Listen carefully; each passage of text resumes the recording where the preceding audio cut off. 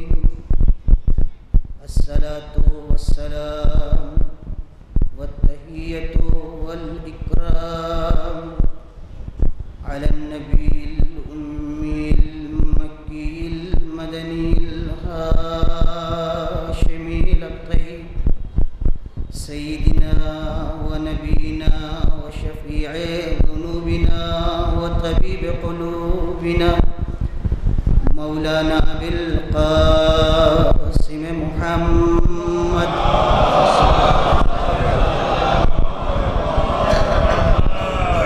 ثم الصلاة على أهل بيته الطيبين الأنجبين الهداة المهديين، لا سيما بقية الله في الأرضين، روحي له الفداء. أما بعد فقد قال الله الحكيم وهو أصدق الصادقين وقوله الحق. بسم الله الرحمن الرحيم.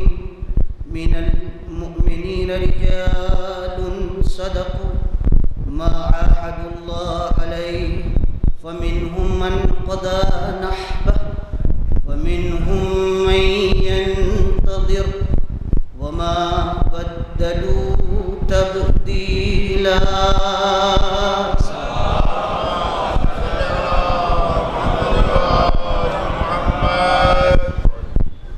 یہ قرآن مجید کی سورہ احزاب کی 23ویں آیت ہے. اس کا سادہ تھا ترجمہ کہ ایمان رکھنے والوں میں سے کچھ ایسے خاصان خدا ہیں جنہوں نے اپنے اللہ سے یہ عہد کیا کہ ہم تیری راہ میں اپنی جان کا نذرانہ پیش کرنا چاہتے ہیں، اور انہوں نے نذرانہ پیش کر دیا، اور کچھ ابھی انتظار کر رہے ہیں، اور ان دونوں نے جو عہد کیا تھا اس میں کوئی تبدیلی آخر تک نہیں کی. دو گروہ ہے، قرآن مجید دونوں کو پیش کر رہا ہے. ایک گروہ وہ ہے جس کا ایمان اتنی بلندی پر ہے کہ اس نے اسی دنیا میں محسوس کر لیا کہ اگر اس جان کی قیمت ہمیں حاصل کرنا ہے تو اس سے بہترین موقع نہیں کہ ہم راہ خدا میں اسے پیش کر دیں. اور ایک گروہ اور ہے کہ شاید وہ گروہ ان سے اہم ہو کہ وہ موت کو دیکھ رہا ہے اور سمجھ رہا ہے. ممکن ہے کہ ذہنوں میں موت کی تلخی ہو، کڑواہٹ ہو، مگر یہ سمجھتا ہے کہ راہ خدا میں زندگی نثار کر دینا ہی شیرینی کا نام ہے۔ اس سے بڑی مٹھاس اس دنیا میں رہتے ہوئے ناممکن ہے۔ کربلا کا نچوڑ انہی دو گروہوں میں ہے، کچھ راہ خدا میں جا چکے، کچھ انتظار کر رہے تھے۔ آپ اگر تاریخ کربلا ملاحظہ کریں گے تو آپ کو اندازہ ہوگا کہ جب مسلم ابن عقیل کی شہادت کی خبر امام کو راہ کوفہ اور کربلا میں ملی تو آپ نے سب سے پہلے یہی آیت تلاوت کی۔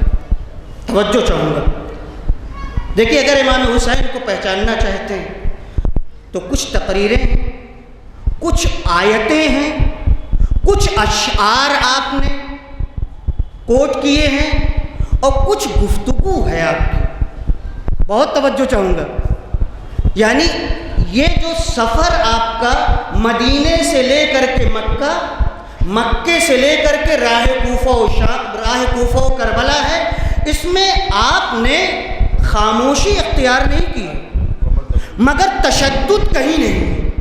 توجہ چاہوں گا، تشدد نہیں ہے، یہ ہے کہ اپنا موقف پیش کر دیا جائے، اپنا اسٹینڈ کھل کر کے سامنے رکھ دیا جائے تاکہ آنے والا مؤرخ تاریخ کو تبدیل نہ کر سکے۔ توجہ چاہوں گا میں آپ کی، تاکہ لکھنے والے لکھتے وقت کم سے کم شرم کریں، حیا کریں، اس لیے کہ آنے والے نے جب اپنے مشن کو خود بتا دیا تو اب آپ ان کی طرف سے ترجمانی کرنے والے کون ہوتے ہیں؟ توجہ چاہوں گا میں آپ کی، آپ کو کس نے حق دیا ہے؟ لہذا آپ دیکھیں گے کہ امام نے کربلا کا سفر اختیار کرنے سے پہلے سب سے پہلے اپنے بھائی کو خطاب کیا۔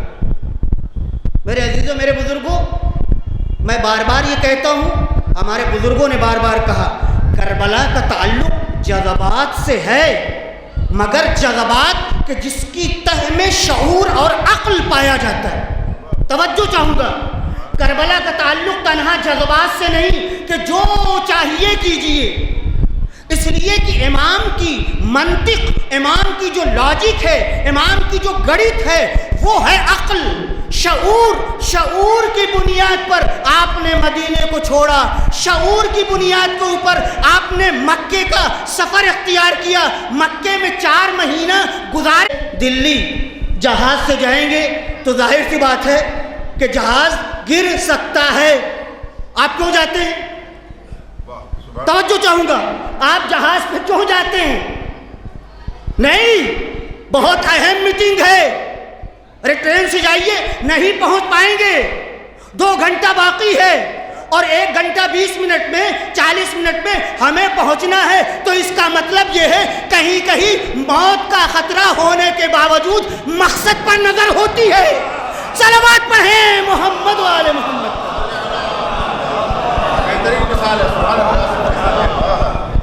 ایک پہلو کربلا کا الہی پہلو، توجہ چاہوں، بہت توجہ چاہوں گا، ایک پہلو کربلا کا الہی پہلو ہے، روحانی پہلو ہے، معنوی پہلو ہے، نورانی پہلو ہے، اور یہی اصل پہلو ہے کربلا کا۔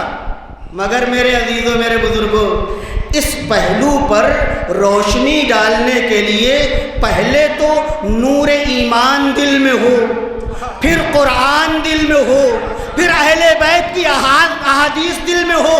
اب جب یہ آپ کے پاس سارے اقدار، ساری تعلیمات ہوں گی، تب آپ جا کے کربلا کے نورانی پہلو پر روشنی ڈال سکیں گے۔ ہمارے سماج کا مسئلہ یہ ہے کہ ہم ہسٹری کے اعتبار سے گفتگو کرتے ہیں، اس کے نورانی پہلو پہ گفتگو کرنے کی لیاقت ہی نہیں ہے۔ اس کا نورانی پہلو، اب میں مثال دے دوں تو آپ سمجھ جائیں گے۔ ایک ہمارے یہاں آیت اللہ مجتہد فقیہ گزرے ہیں، آیت اللہ ہادی شیرازی۔ میں اپنے جوانوں سے خاص طور سے کہوں گا کہ تھوڑا سا اپنی عقل کو بھی کریدیں، سمجھنے کی کوشش کریں، تب آپ کو ہمارے علماء نے کربلا کو سرخ عقل کہا ہے۔ توجہ چاہوں گا، اہل فہم کا مجمع ہے۔ عقل کی آپ ذرا قسمیں کہیں، ایک عقل تو یہی ہے جو کہتی کماؤ، کھاؤ، گھر والوں کا خیال کرو، اپنے خاندان کا خیال کرو۔ ایک عقل جو حساب کتاب سود و زیاں دیکھتی ہے۔ ایک عقل یہ ہے جو کہتی ہے کہ اس دنیا میں ہو تو کسی نے تم کو پیدا کیا ہے، اس سے جڑ جاؤ۔ یہ ایمانی عقل ہے، توجہ چاہوں گا۔ اور ایک عقل وہ ہے جسے ہم عقل سرخ کہتے ہیں، یعنی جب مقصد بلند ہو، شہادت کا موقع آئے تو اب عقل کہتی ہے کہ جان نشاور کر دو، اسی کو عقل سرخ کہتے ہیں۔ صلوات پڑھیں محمد و آل محمد پر۔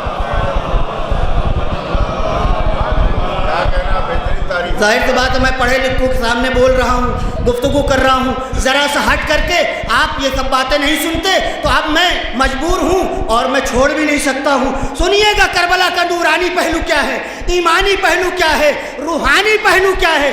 ایک پہلو کربلا میں نہیں ہے۔ میں آپ سے پوچھتا ہوں، آپ سمندر کے کنارے کھڑے ہیں، بتائیے سمندر کا چہرہ کدھر ہے؟ سمندر کا چہرہ کدھر ہے؟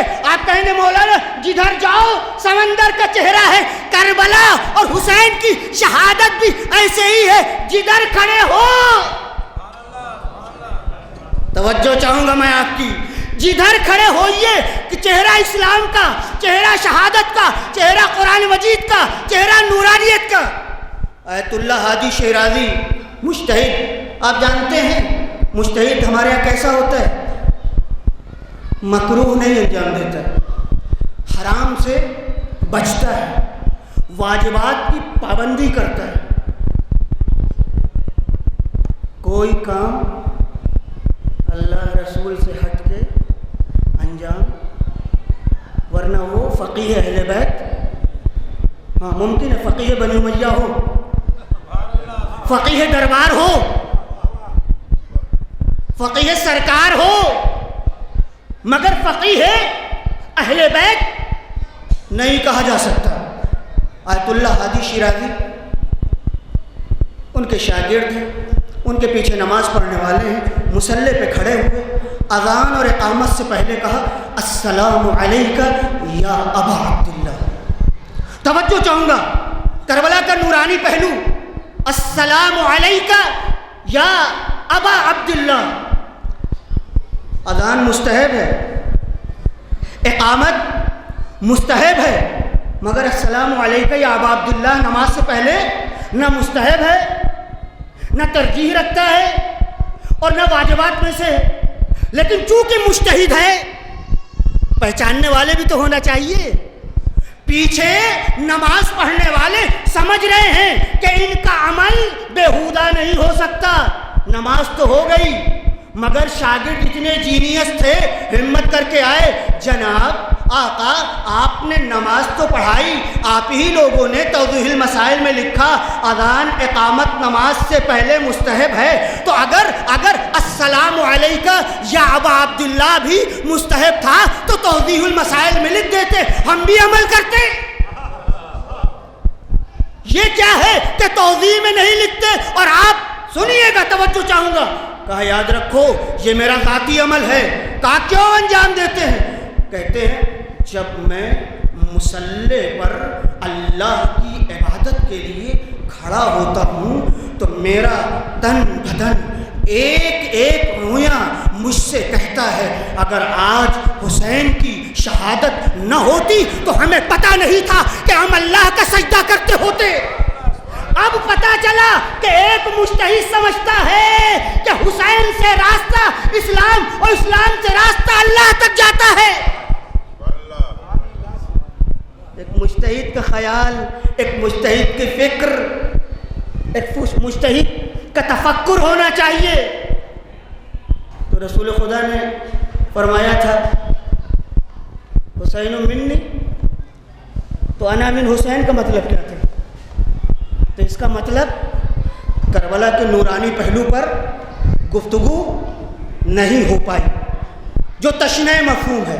آگے بڑھتا ہوں میں اور ایک اور مثال دیتا ہوں، بہت توجہ چاہوں گا اب ان بزرگوں کو یاد کر لوں کہ جنہوں نے قلم اٹھا کر کے ہمارے دہن میں زبان دی ہے اور ہمیں کچھ کلمات منبر پر بولنا سکھایا ہے. بہت توجہ چاہوں گا، مگر آیت تطہیر نہیں پڑھتے اب کہ اللہ نے ان سے رجس کو دور کر دیا ہے.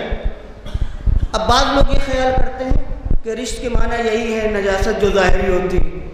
میرے عزیزوں، میرے بزرگوں، یہ ظاہری نجاست جو ہے نا، یہ پانی سے زائل ہو جاتی ہے، یہ بڑی چیز نہیں ہے. اصل نجاست یہ ہے کہ شرک پیدا نہ ہونے پائے، کفر پیدا نہ ہونے پائے، لغزش پیدا نہ ہونے پائے، لغزش پیدا نہ ہونے پائے، گناہ نہ ہونے پائے، کہیں سے کوئی نسیان نہ پیدا ہونے پائے. اللہ نے جو آیت تطہیر نازل کی اس میں اس بات کی ضمانت لی کہ پورے طور پر یہ مطمئن لوگ ہیں، امانت دار لوگ ہیں، ان کے یہاں کبھی کوئی لغزش نہیں ہو سکتی. تم دین بھی لو، ایمان بھی لو، قرآن بھی لو، رسول بھی لو. ایک مرتبہ صلوات پڑھے محمد و آل محمد پر.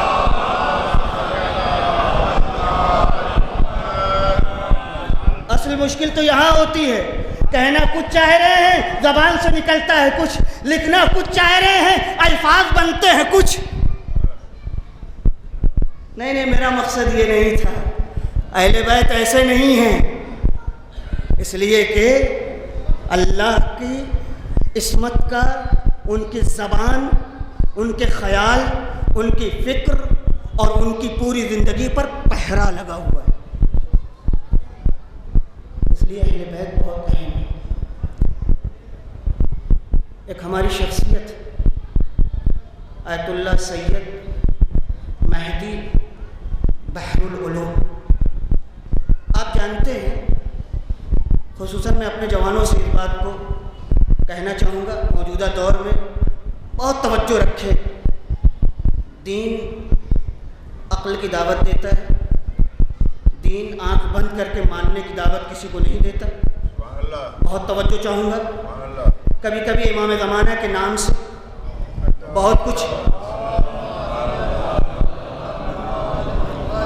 غلط باتیں پیش کی جاتی ہیں. ہمارے یہاں صریحی حدیث ہے، واضح حدیث ہے، روشن حدیث ہے. کوئی بھی شخص ہرگز حدیث میں نام، ایڈریس، منصب، خاندان کا کوئی ذکر نہیں. کوئی بھی شخص اگر زندگی میں یہ دعویٰ کرے کہ ہماری ملاقات امام زمانہ سے ہوتی ہے، توجہ چاہوں گا، تو اس کو جھٹلاؤ. وہ جھوٹا ہے، وہ دکاندار ہے، وہ دھندے باز ہے، وہ تمہیں مس گائیڈ کرنا چاہتا ہے، اس کی طرف نہ جانا. توجہ چاہوں گا. اب بتائیے، اگر علماء سے ملاقات ہو تو بتائیں کہ نہ بتائیں؟ اس حدیث کا بھرم بھی رکھنا ہے، ورنہ یہ جھوٹا ہے. اور ادھر بات ایسے پہنچے کہ خلاف شرع نہ ہونے پائے. آیت اللہ مہدی بحر العلوم کے بارے میں یہ بات مشہور ہے کہ بارہا جب تک زندہ رہے امام سے ملاقات ہی نہیں. جب ملاقات نہیں ہوتی تھی تو حرم امیر المومنین میں آپ اس جگہ جا کے دعا اور مناجات کرتے تھے جہاں سے امام کی آواز سنائی دیتی تھی. اتنا پہچانتے تھے امام کی آواز، لیکن کسی کو بتایا نہیں. کسی کو کیوں؟ اس لیے کہ حدیث کیا کہتی ہے؟ کوئی بھی ہو اگر وہ کہے تو اس کو جھٹلاؤ. یہ نہیں ہے کہ امام سے ملاقات نہیں ہو سکتی. توجہ چاہوں گا. حدیث میں یہ نہیں ہے، ملاقات ہو سکتی ہے مگر آپ کی زبان بند رہے، آپ کسی سے کچھ نہ کہیں. آیت اللہ مہدی بحر العلوم جن سے بارہا خاص طور سے انتقال کے بعد ان کے وہ شاگرد کہ جو امانت دار تھے ہمیشہ محسوس کرتے تھے کہ اس شخصیت کا تعلق امام زمانہ سے بہت گہرا ہے. ایک دن ایک شخص آیا اور آنے کے بعد اس شخص نے، توجہ چاہوں گا، اس شخص نے بحر العلوم العلوم علیہ الرحمہ سے کہا مجھے یہ سمجھائیے، ہمارے سمجھنے کی چیز ہے یہ بات، مجھے یہ سمجھائیے کہ اسلام اپنی جگہ، قرآن اپنی جگہ، عبادت تو اللہ کی ہوتی ہے، غیر خدا کی عبادت شرک ہے، بدعت ہے۔ کیا بات ہے، توجہ چاہوں گا، کیا بات ہے کہ جہاں اسلام کا ذکر ہے، قرآن کی بقا کا ذکر ہے، وہاں امام حسین کا ذکر آتا ہے اور بار بار کہا جاتا ہے حسین کو یاد رکھو، ان کی زیارت پڑھو اور اس کے بعد 2 رکعت نماز پڑھو۔ یہ سمجھ میں نہیں آتا کہ جگہ جگہ امام حسین کا ذکر کیوں ہوتا ہے، جبکہ شہادت ہو گئی، اب اسلام ہونا چاہیے، قرآن کی بات ہونا چاہیے، رسول کی بات ہونا چاہیے، جو حسین کا ذکر۔ خدا کی قسم اس نے ایک فقیہ سے سوال کیا اور وہی صحیح جواب دے بھی سکتا تھا۔ بحر العلوم نے سن تو لیا، میں نہیں جانتا ان کے دل کی کیفیت کیا تھی، مگر مثال جو دی وہ ان کی دل کی کیفیت کی عکاسی کرتی ہے۔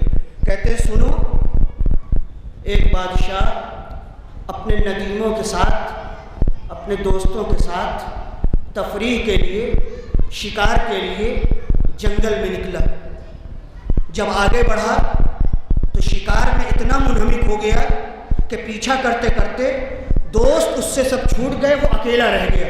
مثال توجہ چاہوں گا، آج شب شہادت امام زین العابدین ہے نا، تابوت بھی آپ اٹھائیں گے، ابھی ماتم بھی کریں گے، بہت دیر سے آپ انتظار کر رہے ہیں، میں بھی بہت پہلے آ گیا تھا، تو اب میں چاہ رہا ہوں کہ کچھ باتیں کہ واقعاً جس سے ہمارے حاضرین، ہمارے مرحومین اور بیمار حضرات سب فائد اٹھائیں۔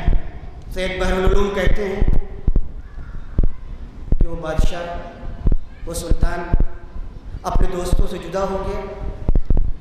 جب آگے بڑھا تو جنگل تھا، نہ اس کے پاس پانی نہ کھانا، لب مرگ، اب موت کہ تب موت، موت کے دہانے پر پہنچ گئے۔ اتنے میں ایک گڑھیا، ایک بھیڑ بکریاں چرانے والا، ایک جنگل میں رہنے والا، اس نے جب دیکھا، لباس سے پہچان گیا کہ کوئی معمولی نہیں ہے، وہ تو دیہات کا جنگل میں رہنے والا، اس سے تمدن اور تہذیب سے کیا مطلب، مگر وہ سمجھ گیا، فوراً دوڑا ہوا گیا، اس کے پاس صرف اور صرف ایک بھیڑ تھی۔ کلائمیکس یہی ہے اس کا، نقطہ کمال ہماری بات کا، اس کے پاس صرف اور صرف ایک بھیڑ تھی۔ فوراً گیا، اس نے دودھ نکالا اور لا کر کے اسے، عدالت جنگل میں یہی سب چیزیں ہوتی ہیں، اب کوئی دسترخوان تو لگائے گا نہیں، اس نے دودھ، یہ پیاسا تھا، جب اس نے دودھ پیا تو تھوڑی سی اس کو رمق محسوس ہوئی، جان محسوس ہوئی، پھر اس نے ایک گلاس اور جتنا اس کے تھن میں دودھ تھا اس کو پلا دیا۔ بھوکا تھا، یہ ناز و نعمت کے پلے ہوئے، ہر 15-20 منٹ کے اوپر جوس پینے والے، پھل فروٹ کھانے والے، ایسیوں کے جھرمٹ میں سونے والے، ایسی بات ہے اس وقت کا ایسی کچھ رہا ہوگا۔ اب بھوک، فوراً وہی بھیڑ جو اس کی کل سمپتی تھی، کل پونجی تھی، اس نے ذبح کر کے جتنے دن، 1 دن 2 دن 3 دن، جتنے دن تھا اس کی پذیرائی کرتا رہا۔ اب جب اس کو ذرا سکون محسوس ہوا تو گھوڑے پر سوار ہوا، چلتے چلتے کہا شہر آنا تو میرے محل کی طرف بھی آنا، مجھ سے مل لینا، یہ کہہ کے چلا آیا۔ کچھ دنوں کے بعد وہ شہر کی طرف آیا، بادشاہ کو بتایا گیا ایسا ایسا شخص آپ سے ملنے کے لیے آیا ہے۔ اس نے کہا فوراً بھیجو، اب کوئی سیکریٹری نہیں، فوراً بھیجو۔ اب جب اندر آیا تو وزیر بیٹھے ہوئے تھے، صلاحکار بیٹھے ہوئے تھے، یہ بتاؤ کہ اسے میں کیا انعام میں دوں۔ اب جس کی جیسی فکر، ایک نے کہا 100 بھیڑ، کہا نہیں کم ہے، دوسرے نے کہا اس کے ساتھ 100 گائے اور بڑھا دیجئے، اس نے کہا کم ہے۔ ایک نے کہا 100 اونٹ اور بڑھا دیجئے، کہا کم ہے۔ ایک نے کہا کہ آدھی عمارت، آدھا محل آپ اس کو دے دیجئے، اس نے کہا سنو، توجہ چاہوں گا۔ سید مہدی بحرالعلوم امام حسین کے اوپر مثال دیتے ہوئے کہتے ہیں سوال کیا ہے، کیوں اسلام کے ساتھ ساتھ حسین کا نام آتا ہے؟ یہ کلمہ گویوں کے لیے بھی مثال ہے، تنہا ہمارے لیے نہیں ہے۔ توجہ چاہوں گا۔ کہا سنو، جب میں بھوکا پیاسا پہنچا تھا اور جاں بلد تھا، قریب تھا کہ میں دنیا سے گزر جاؤں، تو جو کچھ اس کے پاس تھا اس نے مجھے دے دیا۔ اب میں اس کو اپنی پوری حکومت بھی دے دوں تو کم ہے۔ اب سمجھ میں آیا حسین نے تو اپنا سب کچھ کربلا میں قربان کر دیا۔ صلوات پڑھیں محمد والے۔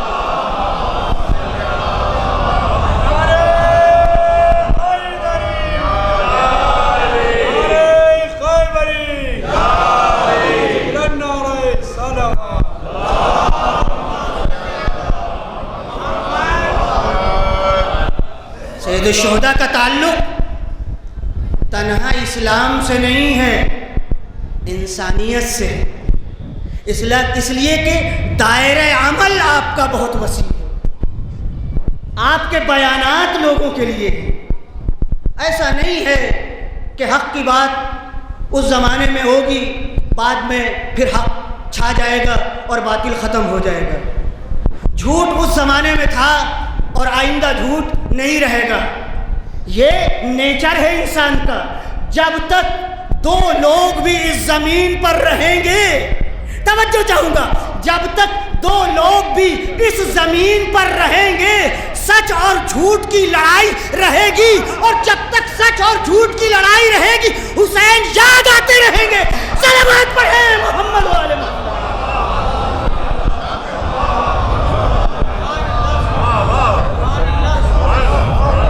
اس دنیا کے لوگوں کو فیصلہ یہ کرنا ہے جھوٹ کے ساتھ ہے یا سچ کے ساتھ ہے، کوئی قید نہیں، مسلمان ہو کے نہیں، فرق نہیں پڑتا، کچھ بھی ہو تم، یہ دیکھو جھوٹ کے ساتھ ہو یا سچ کے ساتھ۔ امام حسین نے یہی کہا تھا الا ترون ان الحق لا يعمل به وان الباطل لا يتناهى عنه، دیکھتے نہیں ہو حق پر عمل نہیں ہو رہا ہے اور باطل کو ترک نہیں کیا جا رہا ہے۔ ایسے میں امام کا بیان سنیے، ایسے میں ایک مومن کے اوپر واجب ہے کہ وہ اللہ سے ملاقات کی تمنا کرے۔ قسم خدا کی نہیں کہا ایسے میں للحسین، نہیں کہا ایسے میں للبنی ہاشم، ایسے میں بنی ہاشم کو چاہیے، ایسے میں حسین کو چاہیے، یہ ایک کریٹیریا دیا، عمومی ترازو، عام ترازو۔ ایسے میں ایک با ایمان کو چاہیے کہ جب حق پر عمل نہ ہو اور باطل پر عمل مسلسل ہو تو ایک با ایمان کو چاہیے راہ خدا میں جو کچھ ہے لے کر کے آ جائے،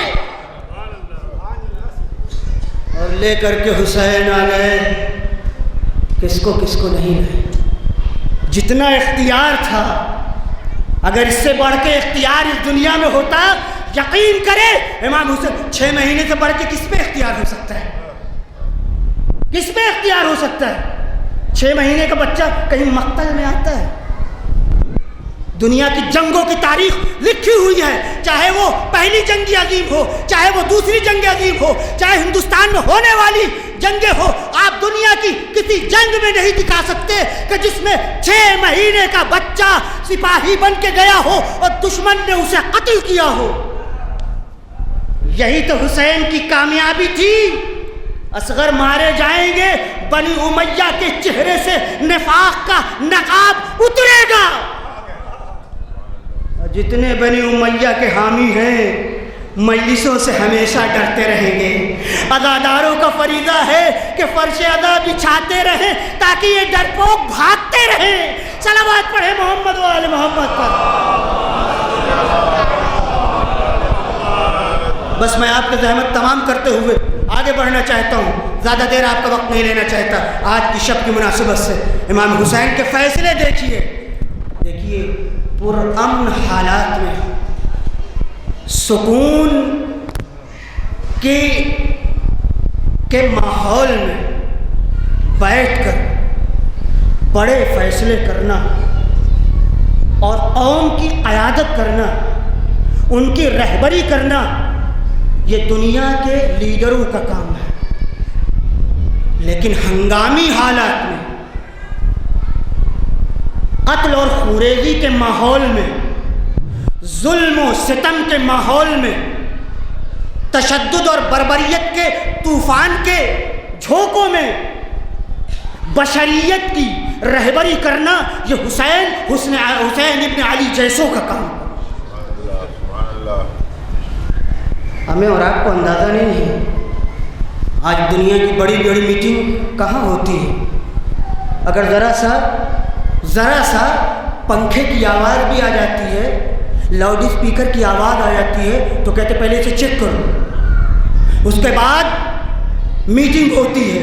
اور وہاں ہر آن یہ خطرہ تھا کب حملہ ہو جائے، لہذا اب امام کی حیثیت سے نہ دیکھیے، دنیا کے لکھنے پڑھنے والوں نے جو امام حسین کی ہسٹری پڑھی تو قلم رکھ دیا، سر جھکا لیا۔ یہ کون عظیم انسان ہے کہ تلواروں کی جھنکار میں بیٹھتے ہوئے ایک فیصلہ بھی غلط نہیں کرتا۔ اللہ اکبر، اللہ اکبر۔ ہم ہی لوگ دنیا میں نہیں بستے، ایک سے ایک دنیا میں پڑھے لکھے ہیں جن کی نگاہیں بہت تیز ہیں۔ میرے عزیزوں، میرے بزرگوں، جس نے فاطمہ کا دودھ پیا ہو، جس نے پیغمبر کے سینے کو اپنا میدان بنایا ہو، جس نے علی مرتضیٰ کی مصاحبت اختیار کی ہو، وہ کیسے خطا کر سکتا ہے؟ خود کہا، توجہ چاہوں گا، اگر امام خود نہ کہتے تو میری ہمت بھی نہیں تھی۔ خود کہتے ہیں، ابن زیاد جیسے پلید شخص کو خطاب کرتے ہوئے کہتے ہیں، یا اللہ و رسولہ والمؤمنین وحجور طابت و طہرت۔ خدا کی قسم، اللہ، اس کے رسول اور ایمان والوں کو اور جن گودیوں میں میں پلا بڑھا ہوں، وہ ہمیں اس بات سے روکتے ہیں کہ ایک گندے، کثیف اور مجرم شخص کے ہاتھ پر جا کے بیعت لوں۔ اے یزید، تیرے نجس ماحول میں پرورش ہوئی ہے، میں خاندان رسول کا پلا ہوا ہوں، اللہ کو پسند نہیں ہے، رسول کو پسند نہیں ہے، اور صرف اللہ اور رسول کو نہیں، ہمیں بھی بتا دیا بائیمان بھی ہے، اسے بھی پسند نہیں کہ حسین ابن زیاد اور یزید جیسے کثیف و نجس لوگوں کے ہاتھ پر بیعت کر لے۔ ان الذلۃ والذلہ وہیہات من الذلہ، تم نے ہمیں دو رائے پہ کھڑا کر دیا، یا یزید کی بیعت یا پھر شہادت۔ تو حسین کو شہادت پسند ہے، حسین کو شہادت پسند ہے۔ تقریباً سارے علماء نے لکھا، سب کی زندگی انڈیویجول ذاتی ہے، انفرادی ہے، مگر جہاں سوسائٹی کو، عظیم انسانوں کو ضرورت ہو، عظیم انسانوں کو چاہیے اپنے کو سوسائٹی پر فدا کر دے۔ اور امام حسین نے اپنے کو سماج کی حفاظت میں، اس کی نیکی میں، اس کی بقا کے لیے آخری قطرہ خون تک نثار کر دیا۔ نہیں، پیشبندی دیکھیے، امام کو پتہ تھا کربلا میں خون بہہ جائے گا، خون کے بعد خون کی حفاظت کیسے ہوگی؟ یہ سوال تھا۔ خون بہہ جائے گا، خون کی حفاظت کیسے ہوگی؟ تو امام پہلے سے، کیونکہ الہی نمائندہ تھے، ان کی آنکھیں دیکھ رہی تھی کہ میرے بعد میرے پیغام کی حفاظت کے لیے کچھ شخصیتوں کو ہونا چاہیے، لہذا اپنے بعد کے لیے دو شخصیتوں کا انتخاب کیا، ایک زینب، ایک سید سجاد۔ اے زینب، تمہیں میرا پیغام پہنچانا ہے۔ اے سید سجاد، تمہیں میرے خون کی حفاظت کرنا ہے۔ زینب کا انتخاب کیوں؟ ہماری مائیں اور بہنیں بھی سن رہی ہیں، عورت کا مقام کربلا سے زیادہ بلند کہیں آپ نے دیکھا ہے؟ آج حقوق نسواں کے نعرہ لگانے والے، عورتوں کو کل ملا کے شوکیس میں سجانے والے، وہ عورتوں کو اس کا فطری حق کیا دیں گے کہ جن کی آنکھیں للچائی ہوئی ہیں؟ اور کربلا میں دیکھو عورت کا وقار کتنا بلند ہے۔ وہ شہادت کہ جو عصر عاشور سے پہلے تمام عظمتیں لیے ہوئے تھی، اس کی حفاظت کی ذمہ داری ایک نازک کاندھے پر ہے جس کا نام ہے زینب بنت علی۔ کون ہے زینب؟ یہ وہی زینب ہے کہ شہادت حسین سے پہلے بلک بلک کے رو رہی تھی۔ بھیا اب آپ بھی چلے جائیں گے؟ قسم خدا کی آپ گھر جائیے گا، ہماری ان مجلس کے جملوں پہ ذرا سا غور کیجیے گا، تب آپ کو اندازہ ہوگا کہ کیا باتیں ہیں۔ بہت گہرائی ہے میرے عزیزوں، میری زبان میں طاقت نہیں ہے، میرے پاس اتنا علم نہیں ہے، میرے پاس تقویٰ نہیں ہے، میرے پاس طہارت نہیں ہے، میرے پاس وہ پاکیزگی نہیں ہے کہ ہم ان مقدس ہستیوں کے پیغام کو کیسے آب کوثر سے دھل کے آپ کے سامنے پیش کریں۔ قسم خدا کی زینب اس شخصیت کا نام ہے کہ عصر عاشور سے پہلے بلک بلک کے رو رہی ہے۔ بھیا اب آپ بھی چلے جائیں گے؟ کہیں کربلا میں امام حسین نے کرامت سے، معجزے سے کام نہیں لیا ہے، ایک جگہ۔ اس کا مطلب کس قدر اہم ہو گیا تھا، امام سمجھ گئے۔ اب زینب کو سمجھانا آسان نہیں، لفظ جواب دے چکے ہیں۔ سمجھاتے سمجھاتے ایک مرتبہ امام نے زینب کی طرف انگلیوں سے جو اشارہ کیا، روایت کہتی ہے کہ زینب تھم گئی، پرسکون ہو گئی، کہا بھیا خدا حافظ، بھیا جاؤ خدا حافظ، ہم آپ کے بات کے لیے تیار ہو گئے۔ کا الہی پہلو ہے میرے عزیزوں، نورانی پہلو۔ امام حسین بتانا چاہتے ہیں فقط ہمارا تعلق ہسٹری سے نہیں ہے، ہسٹری کی بھول بھلویا میں ہمیں گم مت کرو ورنہ صحیح حسین تمہیں نہیں ملے گا۔ ہمارا تعلق اللہ سے ہے۔ زینب خاموش ہو گئی، بھیا خدا حافظ، مگر بھیا ایک گزارش، ایک خواہش، آخر وقت ہے، امام تھک چکے ہیں، گھر والوں کے لاشیں اٹھائیں، اصحاب کے لاشیں پہ کہیں۔ مقتل آپ پڑھے تو امام حسین جب جاتے تو جھڑپ کرنا پڑتی تھی، آسان تھوڑی تھا، تشنگی ہے، بھوک ہے، گھر والوں کا غم ہے، مگر مقتل کہتا ہے جیسے جیسے عصر کا وقت نزدیک ہوتا جاتا ہے ویسے امام کے روح زیبا پر نکھار بڑھتا جاتا ہے، ویسے ہی روشنی، نورانیت امام کے چہرے پر اور جلوہ فگن ہوتی جاتی ہے۔ دشمن کا سپاہی کہتا ہے کہ ایسا شکستہ شخص کہ جس کے سب لوگ قتل کر دیے گئے ہو، میں نے نہیں دیکھا اتنا پرسکون کہ جیسے کچھ ہوا ہی نہیں۔ یہ کربلا کا الہی پہلو ہے۔ بہن کیا چاہتی ہوں؟ بھیا ایک خواہش ہے، ایک گزارش ہے، بہن بتاؤ کہ ذرا خیمے میں آ جائیے، اللہ آپ کو کسی غم میں نہیں ہے۔ بھیا ذرا خیمے میں آ جائیے، بیویاں آپ کو آخری بار رخصت کریں گی۔ بہت سخت ایت اللہ مرشی نجفی انتقال سے پہلے انہوں نے وصیت کی تھی، جب میں مر جاؤں تو اہل حرم کی جدائی کے وقت کے مصائب میرے لیے پڑھنا۔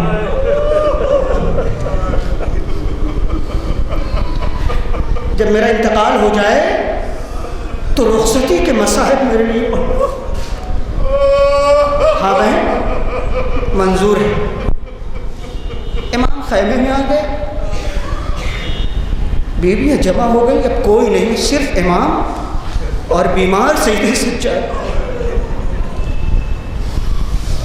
سب سے پہلے سید سجاد کی خدمت میں آئے، علم امامت منتقل کی، کچھ راز کی باتیں کی،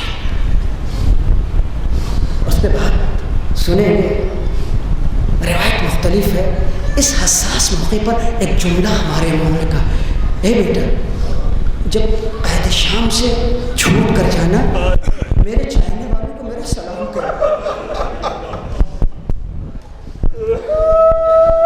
سید سجاد کہنا کہ جب ٹھنڈا پانی پینا تو میری پیاس کو یاد کرنا۔ اتنے اہم ہیں آپ، اتنے اہم ہیں عزادار۔ سید سجاد کو آخری نصیحت، سید سجاد میرے شیعہ میرے لیے بہت اہم ہیں، میرا ماتم کرنے والے بہت اہم ہیں۔ زینب کے ساتھ خیمے میں آئے، ایک طرف رباب، ام فروا، رقیہ، سکینہ، فضہ، گھر کی عورتیں، امام حلقے میں، بیویوں نے حسرت و یاس سے اپنے سید و سردار کو آخری نگاہ۔ امام سمجھ گئے کہ اس طرح بیویاں ہمیں رخصت نہیں کر سکتی، لپٹ لپٹ کی بیویاں رو رہی تھی۔ اب میرا وارث کون ہے؟ ہمیں کس پر چھوڑ کے جا رہے ہیں؟ اے میرے سید و سردار، اب آپ کے بعد ہمارا غمخوار کون ہے؟ جب امام نے دیکھا کہ اس طرح بہن، اس طرح بیویاں رخصت نہ کرے گی تو ایک مرتبہ امامہ اتارا، زیر آسمان بلند کر دیا، دعا کی، پروردگارا ان بیویوں کو میرے غم میں صبر دے دے۔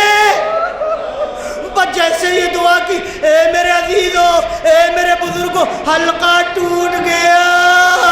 حسین رخصت ہوئے، مگر گھوڑے پہ جب سوار ہونا چاہتے تھے تو ایک مرتبہ دائیں دیکھا، بائیں دیکھا، کوئی سوار کرنے والا نہ تھا۔ دکھیاری بہن سمجھ گئی، اے میرے ماں جائے، اب عباس نہیں ہے، اب علی اکبر نہیں ہے، اے میرے ماں جائے اجازت دو یہ دکھیاری بہن سوار کر دے۔ میں نے زحمت تمام کر دی، ارباب اعضاء حسین گھوڑے پر سوار ہوئے، مگر کیسے سوار ہوئے؟ دل میں بوجھ تھا، غم و علم کا طوفان تھا۔ مقتل میں آئے، ایک مرتبہ جہاد کرنا شروع کیا۔ ارے فوج اشقیاء بھاگنے لگی، مگر امام جس طرف بڑھ جاتے تھے جملہ کہتے تھے، ارے بھاگتے کہاں ہو؟ تم نے میرے عباس کو مار ڈالا، میرے جوان علی اکبر کو مار ڈالا، میرے بھتیجے کو مار ڈالا، میرے دوست حبیب ابن مظاہر کو قتل کر دیا۔ ارے بھاگتے کہاں ہو؟ میرے برابر کے بھائی عباس کو مار ڈالا۔ جنگ کرتے ہوئے پھر ایک مرتبہ خیمے کا رخ کرتے ہیں تاکہ بیویوں کو احساس رہے کہ ابھی حسین زندہ ہے، پھر مقتل کا رخ کرتے ہیں اور ایک مرتبہ پھر خیمے کی طرف آتے ہیں۔ اس طرح آپ لڑتے جاتے۔ ارباب اعضاء 11 محرم ایک مرتبہ کربلا میں نمودار ہوئی۔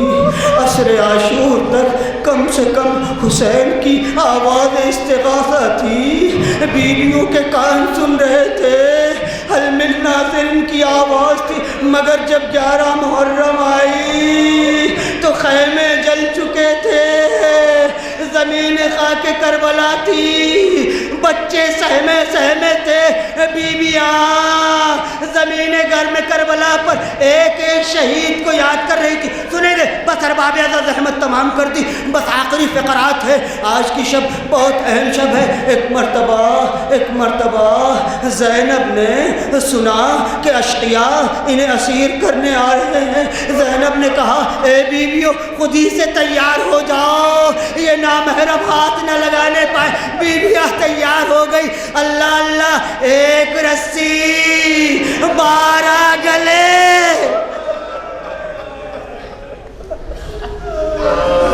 زینب نے خواہش کی, ارے جو دشمن سے جس نے پانی نہ مانگا, آج 11 محرم کو زینب کی خواہش کیا تھی؟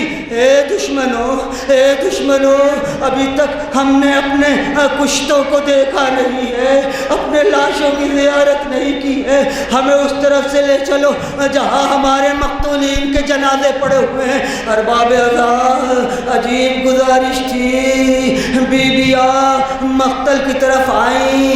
انداز یہ تھا کہ عصر عاشور کے بعد یہ پہلی مرتبہ تھی کہ بیویاں اپنے لاشہائے پاک و پاکیزہ کو اس طرح دیکھ رہی تھی.